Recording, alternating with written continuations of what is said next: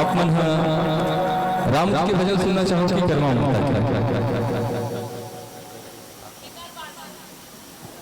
आओ राम जी के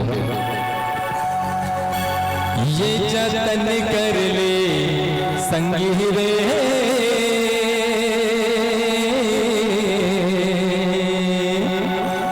कायाचार दुनिया भजन कर ले।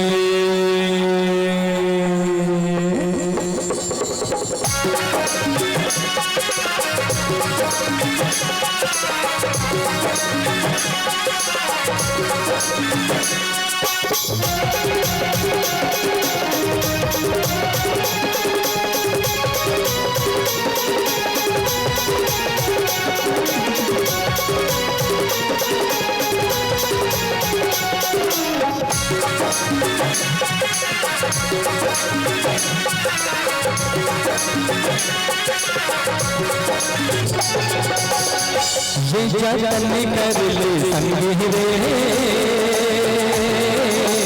कायाचार दुनिया जतन कर ले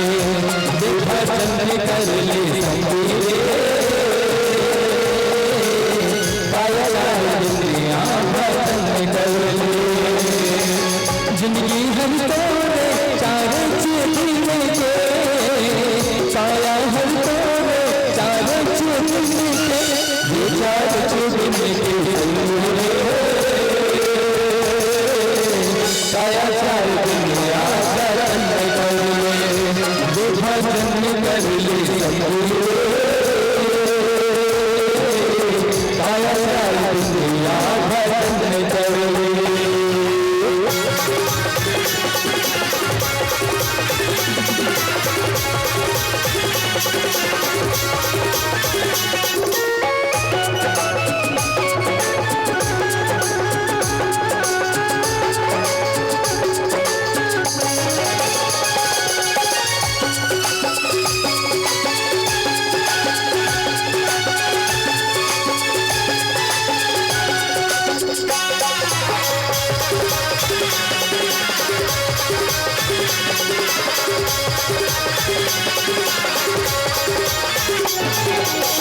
कंचन काया माताई रचे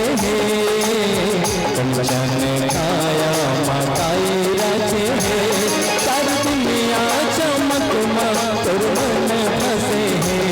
चार दुनिया चमक तोर मन फसे तो मन फस गए काया काया दुनिया जतन कर ले भजन कर ले संगी रे काया चार दुनिया भजन कर ले।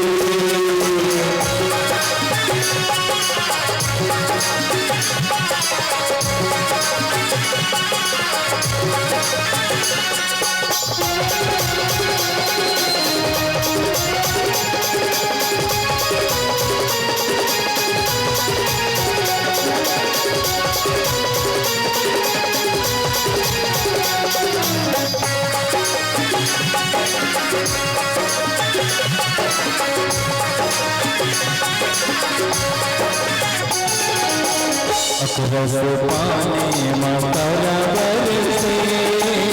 अकरस पानी मातारा बरसे, दिल सत्संग के संग तोर मन तरसे, दिल सत्संग के संग तोर मन तरसे, तोर मन तरसे साया दुनिया जगत में करले, जीवन करले संजोगे, साया दुनिया जगत में करले, जिंदगी हर दौर चार चुन के, साया हर दौर चार चुन के,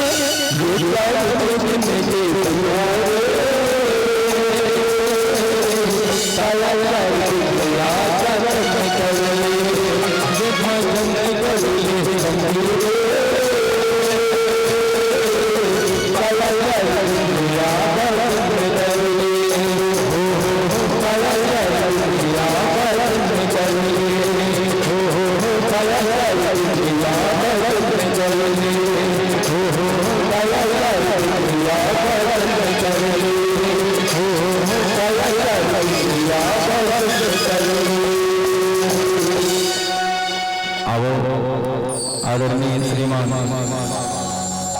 तिजोराम साहू जी के एक निवेदन है कि माता रानी के भजन हो जाए, तो माता रानी के भजन